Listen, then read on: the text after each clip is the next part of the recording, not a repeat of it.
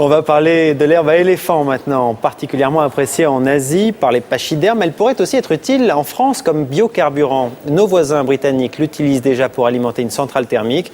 Et chez nous, elle concerne seulement pour l'heure 800 hectares de culture au nord de la Loire. Benoît Zagdoun, Thomas Donzel.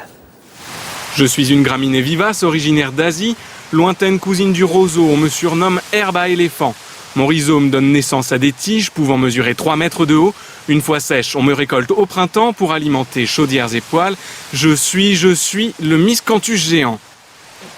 En année 2, à quelques kilomètres de Chartres, cet agriculteur cultive 25 hectares d'herbe à éléphant. Ne cherchez pas les pachydermes, il n'y en a pas. De l'eau, du soleil, le miscanthus est peu exigeant et demande peu d'entretien. Idéal pour les jachères. Et contrairement à d'autres biocombustibles, comme le colza ou le blé, l'herbe à éléphant ne concurrence pas l'agriculture alimentaire.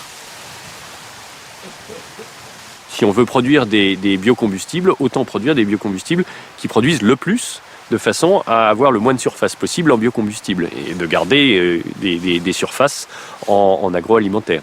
70 tonnes de miscanthus réduits en granulés, engloutis l'hiver dernier pour chauffer un magasin, mais aussi 3 maisons, l'école du village et le cinéma.